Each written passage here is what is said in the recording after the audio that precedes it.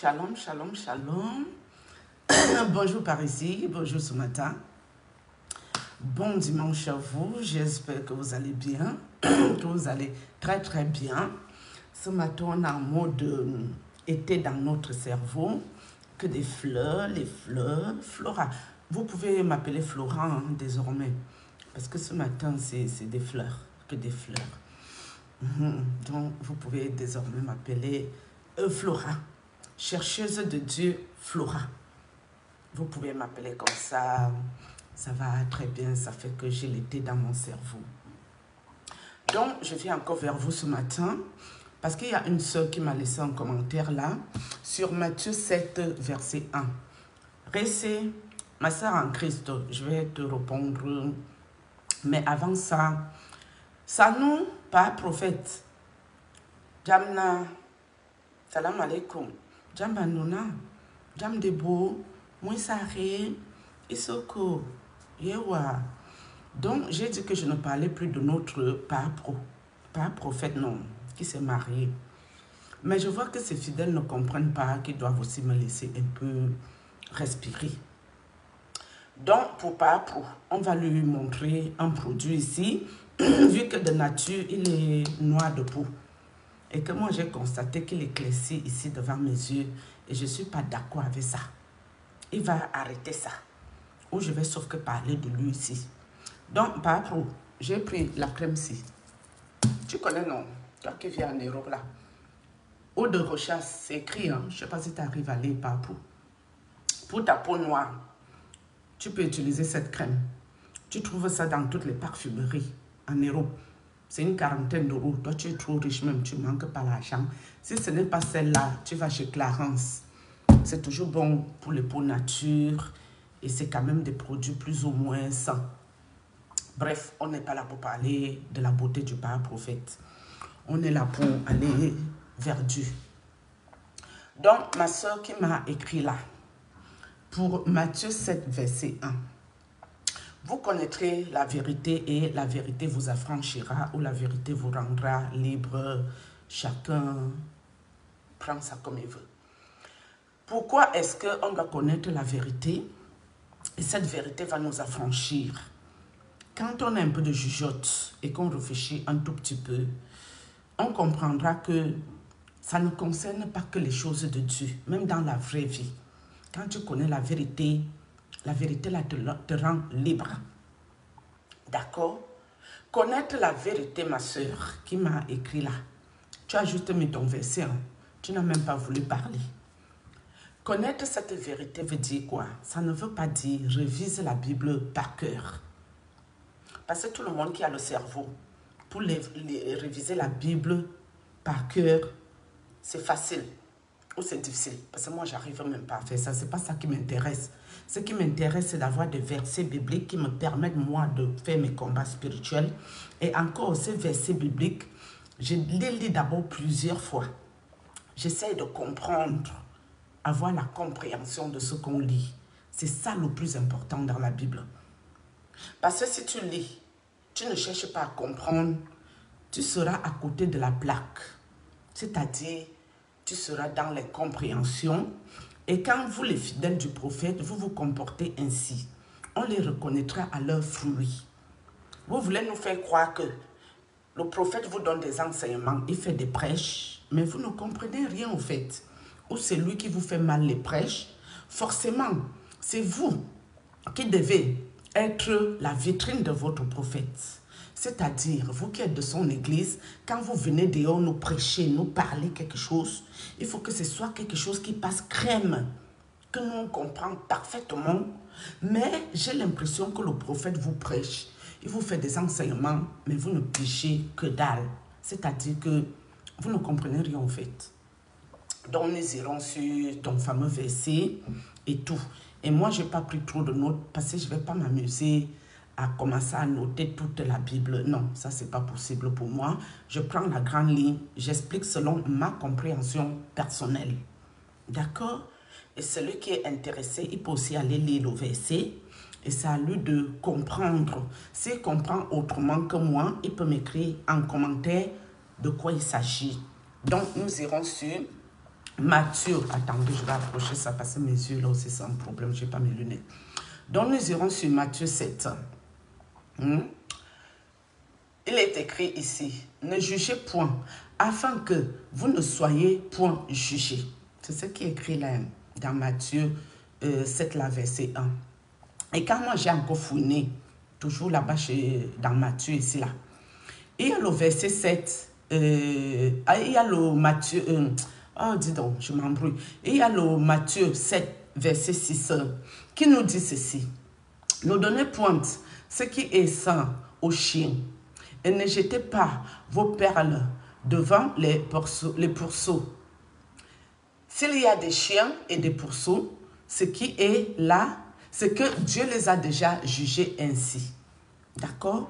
Donc ça veut dire que les chiens et les pourceaux ont été jugés.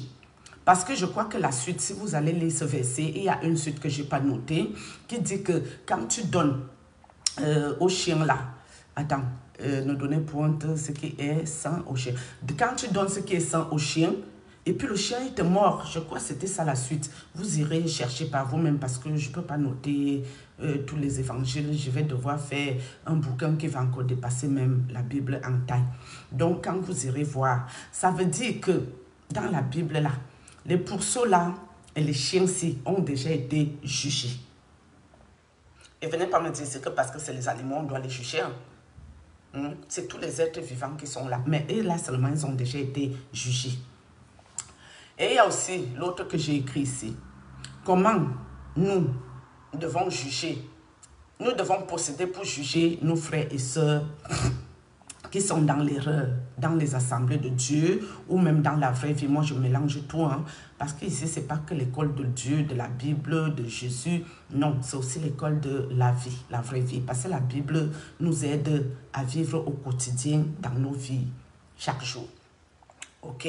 Comment nous devons procéder afin que nous puissions juger les frères et les sœurs qui sont dans l'erreur. C'est ce qui est écrit ici, là. OK. Jésus veut qu'on juge, mais que notre jugement soit juste. Donc, nous, soi-disant qui jugeons là, notre jugement doit être juste. Nous ne devons pas nous asseoir ici pour mentir sur les prophètes, sur les pasteurs, pour salir leur nom, pour faire fuir leurs fidèles gratuitement, alors qu'il n'y a pas un fond qui est véridique ou un fond de ce que nous parlons qui est réel. C'est pour ça que moi, je vous ai dit, quelque chose que je n'ai pas vu se passer là-bas, là, je ne peux pas parler de ça. Parce que l'envers du décor, je n'en sais rien.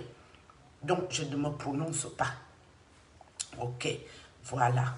J'ai déjà lu ce que j'ai écrit là. Oui, notre jugement envers nos frères et sœurs dans l'erreur doit être juste. OK, c'est-à-dire quoi? Pour cela que Jésus dit, c'est pour cela que Jésus dit, il nous jugera du même jugement que nous portons à des personnes.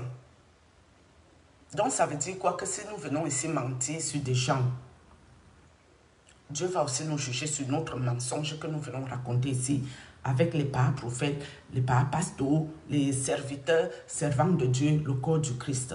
Donc si nous venons nous asseoir ici là pour mentir sur ces personnes, sur notre mensonge que nous venons dire ici, Dieu va nous juger.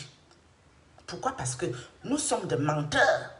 Et c'est qui le maître de menteurs? C'est le diable. Ça veut dire que si je m'assois ici, je mens sur le prophète.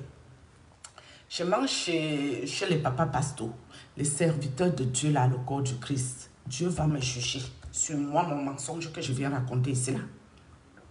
D'où l'intérêt que les personnes qui mettent leur caméra pour reprocher quelque chose à ces personnes qui ont beaucoup de brebis à gérer, nous devons être justes dans ce que nous parlons. C'est ma compréhension personnelle. Vous-même, vous irez aussi chercher pour comprendre qu'est-ce que ce verset-là vous parle. Et vous pourrez me mettre en commentaire ou m'appeler, je mets mon numéro ici. Donc, il est écrit aussi toujours dans la parole. Vous irez chercher vous-même, je n'ai pas noté tous les versets ici. Pourquoi regardes-tu la paille dans l'œil de ton frère pendant que tu ne considères pas la poudre qui est dans ton propre œil là. Donc ça veut dire que pourquoi j'irai regarder le péché du prophète ou de l'homme de Dieu alors que je n'ai pas fini moi-même avec mes propres péchés. C'est ça qui est là. Mais je ne sais pas si vos prophètes, vos hommes de Dieu et moi, nous sommes dans les mêmes travers. Si tel est le cas, en commentaire, ça se passe pour me le dire. Donc, après la suite, c'est hypocrite. Ôte la poudre de ton œil et alors tu verras clair pour la paille, pour ôter la paille de l'œil de ton frère. J'ai vraiment pris ça en grand, hein, je n'ai pas pris tous les détails. Ça veut dire que si moi je suis une hypocrite qui vient ici parler les conneries des hommes de Dieu, des servants de Dieu et tout ce qui va avec, hein, je suis une hypocrite. Pourquoi? Parce que je n'ai pas fini d'enlever mes propres péchés ici. Moi j'ai le toupet de venir parler les péchés des autres. Sauf que moi, je n'ai pas parlé le péché de votre prophète ici. Ça, nous reviendrons beaucoup plus tard. Je n'ai pas dit les péchés de votre prophète ici. Même ce que je sais du prophète, je n'ai pas dit. Parce que ce n'est pas mon but de salir son nom ici en public. Donc, Jésus veut que nous nous examinons déjà nous-mêmes qui parlons ici. Avant d'agir. Donc, ça veut dire quoi? Je vais dans le secret, je me revois. Est-ce que je fais un peu la même chose que ces gens? Est-ce que je suis à côté de la plaque? Est-ce que je ne suis pas dans la vérité? Est-ce que je suis dans le mensonge? Je m'examine moi-même. Si je trouve en moi des failles qui sont un peu comme ceux de ces personnes, je dois déjà me revoir pour changer. Et seulement après, je viendrai leur parler quelque chose ici. Donc, voilà, non. Donc, avant de conseiller par un prophète, je dois déjà être sûr que moi-même, je ne fais pas ces choses que lui fait. Mais moi, je n'ai pas souvenir que je vous ai fait la vantardise de ma richesse. Je n'ai même pas la richesse, donc ça ne peut pas arriver. Ou de mon époux, ou de mon mari, ou de quoi que ce soit. Non, ça là, je n'ai pas encore commencé ça ici, à ce que je sache. Si quelqu'un vous juge avec raison, ça c'est la partie la plus intéressante. Si quelqu'un vous juge avec raison, vous devez accepter ce jugement et changer. Moi, je n'appellerai pas ça jugement parce que je n'ai jamais jugé le prophète. Moi, j'ai écrit ici que moi, personnellement, je ne suis pas hypocrite. D'accord? Donc, si je vois quelque chose qui ne va pas chez le prophète, je vais lui laisser un conseil ici.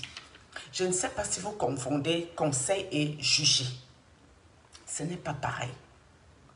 Il y a des personnes qui dénoncent ici. Ça part un peu dans le jugement, effectivement. D'accord? Je vous ai dit, ce n'est pas tout le monde qui dénonce ici qui est de Dieu. Je vous ai dit ça ici déjà. Mais comme vous attendez que ça sorte de ma bouche, parce que pour vous, c'est moi, je mérite tous les combats spirituels de la terre terrestre. Je vous dis tout de suite, faites-nous. Ça n'arrivera pas. Je vous ai dit de prier vous-même. Discernement, priez à Dieu, l'Esprit Saint, de vous donner le discernement. Vous ouvrez les yeux spirituels, les oreilles spirituelles, afin que l'Esprit Saint vous parle. Même quand vous allez écouter un homme de Dieu, que vos oreilles spirituelles soient ouvertes, tout ce qui sort de sa bouche, vous écoutez ça en esprit, que vos yeux voient clair dans ce que vous regardez.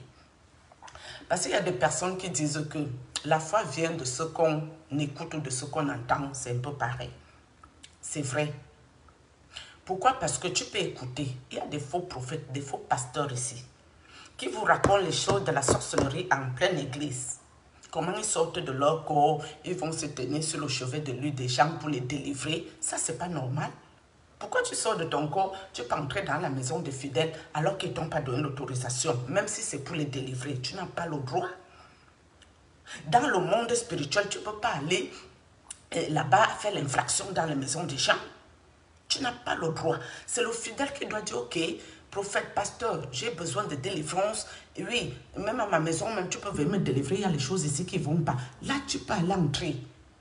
Mais quand ils s'envolent la nuit là, pour aller faire la sorcellerie, ils viennent entrer chez vous. Vous rêvez de par prophète, vous rêvez de par pasteur, vous rêvez de ces gens-là.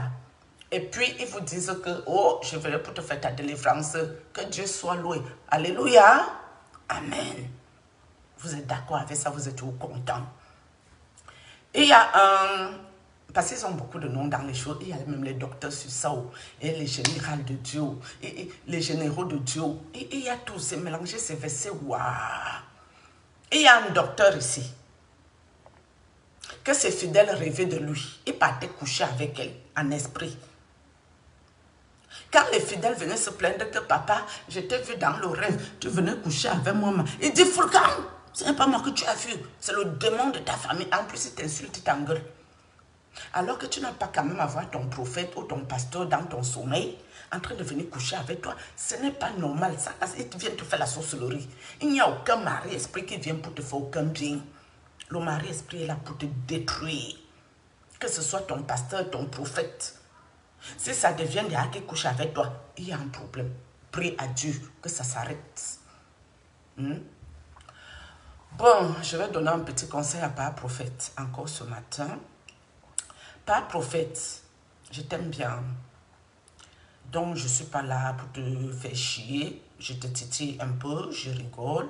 Mais derrière tout ce que je dis, il y a beaucoup de vérité. Toi-même, tu sais aussi que c'est vrai ce que je dis ici. Donc, Père Pro, il faut que tu dises à Madame, non, la reine, notre petite mamounette, que quand on chante l'hymne camerounais, Père Pro, Père Prophète, dis à madame qu'au Cameroun là seulement, quand c'est l'hymne qui passe, on ne tapote pas la main sur la cuisse comme j'ai vu hier là. Quand l'hymne du Cameroun passe là, on ne arrange pas un peu la perruque sur le côté. Dis à madame que quand l'hymne passe, même si le moustique est en train de te piquer, tu ne dois même pas le tuer. Tu dois supporter jusqu'à ce que l'hymne finisse. Tu es debout là. Statue, pas deux. Dès que l'hymne finit, ça devient bouche, pas deux. Donc, il faut aussi expliquer ça à madame. Ceux qui disent que je suis derrière toi, je regarde tout ce que tu fais, j'écoute tout ce que tu fais, je suis là comme un sans-yeux derrière toi. Pas pro, ce n'est pas moi qui veux parler de toi, c'est Dieu. C'est Dieu qui veut que je parle de toi ici. Et tu vois que malgré que je parle, je ne vais pas dans tous les tours, je ne vais pas dans tous les travers, je ne dis pas les choses qui peuvent te mettre à mal de quoi que ce soit. Non, mais c'est Dieu qui veut que je parle de toi encore jusqu'ici. D'accord. Donc maintenant, il faut voir ça avec madame, non. Que quand l'hymne passe là, on n'arrange pas un peu la coiffe, la perruque. Non, ce n'est pas comme ça au Cameroun là-bas. On ne tapote pas un peu la main sur la cuisse, non. Et vous qui croyez que je peux m'asseoir tout le temps que le truc d'hier a duré là, où mon père pro était là-bas là, mon père prophète bien-aimé là. Je ne peux pas regarder toute cette vidéo, elle est trop longue pour moi. Donc, je passe les étapes et j'arrive où il y a mon père prophète préféré là, que lui il fait son petit discours. Et j'écoute ça bien. Au niveau seulement lui parle, non. Et dès que j'ai fini d'écouter son niveau, son passage pour parler, je quitte sur ça. Nous sommes d'accord là. C'est moi non, pas parasite. Et lui les stars. Il y a quoi? Les paparazzis te filent et t'espionnent de partout. Tes faits et gestes, ils sont dedans.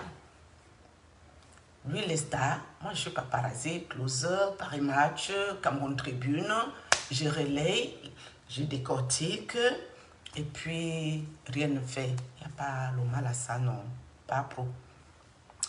Donc je crois que ce matin, je ne vais pas faire ça long, parce que c'était surtout pour répondre à la sœur. Donc j'ai répondu à la sœur. Je crois que j'ai fait le tour et que j'ai tout dit. Et puis le pas pro, tiens, ça c'est pour toi. Très bon pour ta peau noire. Ça là seulement, c'est bon pour toi. Donc voilà, tu as vu non. Parce que dès que tu finis avec le jansang, je vois les quintos, les joues noirs. Je vois, non, les pommettes, ça s'appelle ici. Ça là, je vois ça, tes doigts, c'est noir. Tu vas vendre l'église du Cameroun. Tu vas aller au Congo et tu iras t'installer là-bas. Parce que le Njangsang, les hommes ne font pas ça là-bas chez nous. Donc ta peau qui éclaircit un peu là. Dès que tu as fini avec le Njangsang, si tu mets le Njangsang, tu peux t'installer au Congo en même temps. Parce que tu ne vas plus rester au Cameroun. On n'a pas besoin de ça là-bas. D'accord, le père. C'est ça, non. Donc, c'était un peu pour dire ça ce matin. Je voulais finir par quelque chose que mon cerveau a encore zappé. Je ne sais pas le pourquoi du comment. Donc, cela dit. Et puis, j'ai aimé par point. Quand tu as dit, tu disais un peu les villes ou les patois. Tu as dit les étones. Tu as parlé des divisions dans l'église en parlant de l'église catholique. Ça m'a beaucoup plu. Je me suis dit, mon père prophète préféré me fait un petit clin d'œil. On se comprend, hein? Oh là là, c'est intéressant tout ça, c'est fabuleux, hein? C'est waouh, trop bien, c'est trop cool, non, le Père. Il y a d'autres personnes qui ont dit que on ne doit plus parler de toi ici dans la team, de nous les chercheurs de Dieu. Et il y a d'autres personnes qui ont dit non, on ne peut pas encore parler parce qu'il n'y a pas la méchanceté, il n'y a pas le mal à ça. Donc voilà, c'est un peu ça. Parce que nous qui cherchons Dieu sur cette page, nous ne partons pas sur toutes les écritures bibliques. Parce que Jésus n'a pas écrit la Bible, c'est ses apôtres qui ont écrit. Et nous qui interprétons encore, nous interprétons comme ça nous arrange aussi. Donc ça veut dire que si moi j'étais apôtre de Jésus, et que peut-être Jésus est tombé penché, et que mon cerveau me fait un couac, je vais écrire que le jour-là, Jésus était tombé courbé. Vous pouvez faire l'exercice même à votre maison. Hein. Vous chuchotez quelque chose dans l'oreille d'un de vos enfants. Vous lui demandez de chuchoter la même chose sur le deuxième, sur le troisième, sur le quatrième, sur le cinquième, sur le sixième. Et vous demandez au sixième de répéter. De répéter ce que vous avez chuchoté au premier. La phrase ne sera plus pareille. Ça sera déformé partout, c'est passé dans l'oreille de quelqu'un. Faites juste l'expérience vous-même chez vous. Donc, c'est vrai qu'il y a des versets bibliques. Moi, je prie avec, c'est très important. Je préfère les comprendre pour prier que d'apprendre la Bible par cœur. Parce que ce que les gens ne comprennent pas avec Dieu, les choses de Dieu, moi, je parlerai beaucoup plus de Dieu. Parce que ce que les gens ne comprennent pas avec les choses de Dieu, c'est que Dieu, il sonde les cœurs et les reins. Il nous voit dans le secret. Il nous connaît jusqu'au nombre de cheveux sur notre tête. Ça veut dire quoi? Tu peux ne pas lire la Bible, mais tu as le cœur de Dieu. Et le cœur de Dieu, là, on l'a ou on ne l'a pas. Il y a les gens qui ont lu la Bible toute une vie, qui sont assis à l'église en train de danser la sorcellerie à outrance, les sorciers, la sorcellerie. C'est eux qui connaissent la Bible par cœur, c'est eux qui sont assis au premier banc à l'église. Quand l'homme de Dieu lit l'évangile-ci. Mais c'est eux, dès que la nuit arrive, ils sont dans vos vies pour vous danser la sorcellerie au corps à outrance. Ils ont compris quoi dans la Bible? Ils ont compris quoi dans la prêche? Ils ont compris quoi au juste? On a le cœur de Dieu ou on ne l'a pas. Et quand tu as le cœur de Dieu, même si tu ne pries pas, Dieu va te sauver des situations. C'est mon cas personnel. Avant, je vous ai dit, mes attaques, ça n'a pas commencé par les prêtres que je parle ici.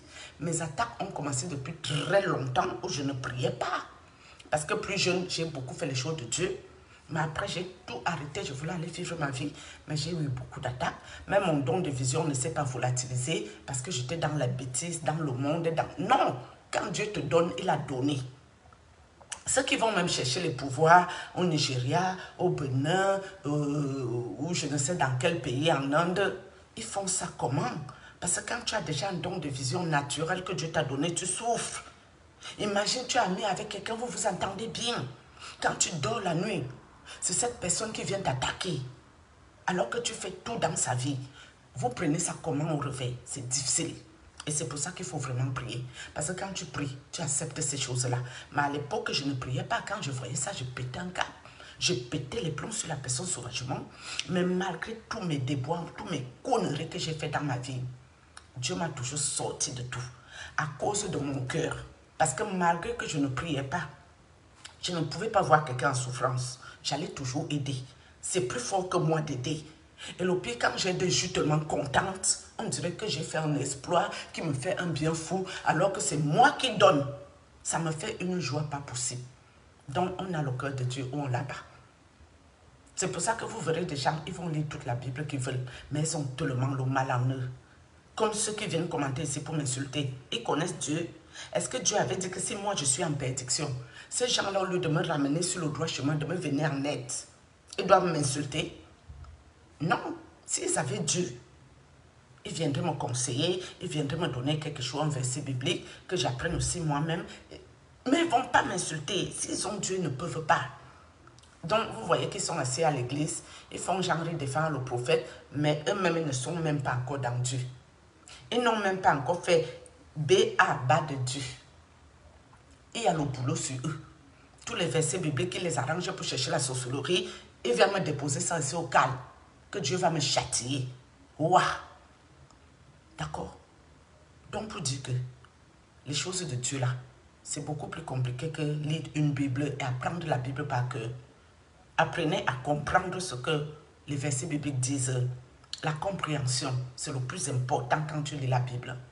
D'accord? Et puis j'allais aussi partir dans ceux qui disent que oh, il faut aller lire le verset ceci, il faut aller lire le verset patata, il faut aller lire le verset patankoumva. Oui et non. À l'époque là, de nos ancêtres, de nos aïeux, de nos grands-parents, est-ce qu'ils avaient la Bible? Mais ils connaissaient Dieu. À l'époque des anciens temps, l'évangélisation n'était pas encore arrivée là-bas. Mais ils connaissaient quand même Dieu, ils avaient les limites. Ils faisaient beaucoup plus les rituels du village. Moi qui vous parle, ma maman, ma mère qui m'a accouché. Ma mère n'a jamais été un enfant qui a été conçu comme ça de but en blanc. Ma grand-mère perdait tous ses enfants. Les morts-nés et tout, les enfants qui meurent dans le ventre. Mais tous les vieux du village se sont assis. On appelle ça la Naksama. Chez nous, les étonnes là. Ils ont fait la réunion. Tout le monde a parlé. Les papas, les grands-pères. Pour dire à la grand-mère qu'on te met le bébé là. Voilà le bébé. Tu vas accoucher le tout aussi. C'est comme ça que ma grand-mère est tombée enceinte de ma mère. Et ma mère est née. Et ma mère a vécu longtemps. Ma mère est décédée à 83 ans. À l'aube de 84 même. Hein? Donc ça fait que ne devenons pas bêtes. C'est pour ça que je vous ai dit, je vous parlais de ma spiritualité personnelle. Je ne suis pas là pour vous dire d'aller réviser toute la Bible par cœur. La spiritualité, tu l'as ou tu ne l'as pas. Tu peux lire toute la Bible du monde mondial, mais si tu n'es pas spirituel de base, tu verras que tu seras toujours sur les versets bibliques. Parce que quelqu'un qui est spirituel, c'est quelqu'un qui doit déjà voir les choses. Tu dois voir les choses qui se passent. S'il y a le mal quelque part, Dieu te donne un mauvais pressentiment, une vision, un truc bizarre. Tu sens que là, quelque chose va se passer. Tu dois même être comme ça. Tu as des visions, des flashs, quelque chose. Ça, c'est les gens spirituels. Et sachez que pour être homme de Dieu, pasteur, prophète, prêtre, même les diseurs de bonne aventure, les marabouts, tout ça, c'est des gens de base qui sont spirituels.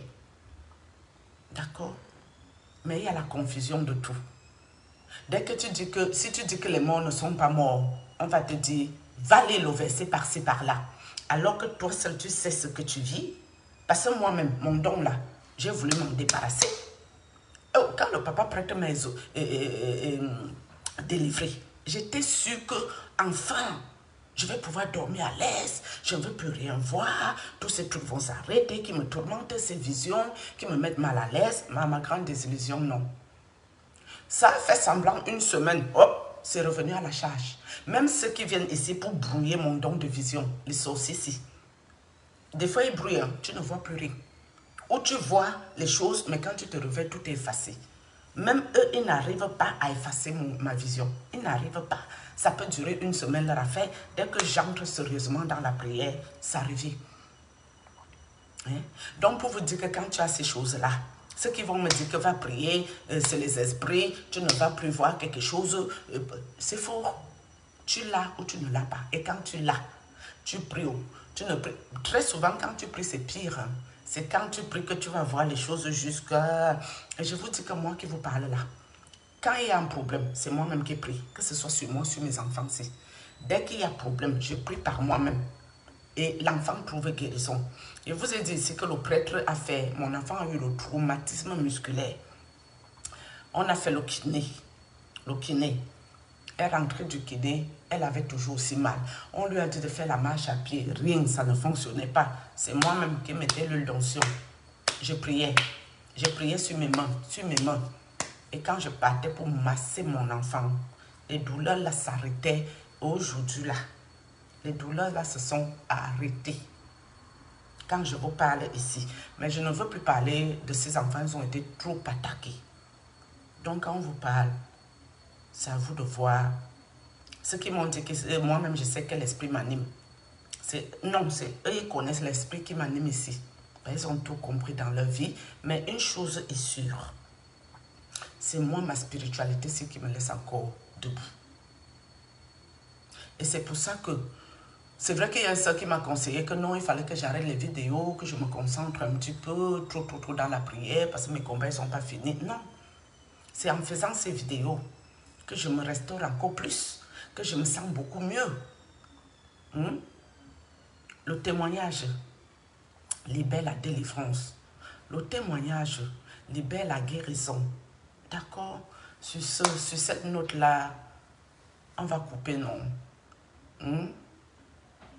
Bon, assalamu alaikum. Bye bye. Bonne journée à vous. Salut, salut, salut. Bye.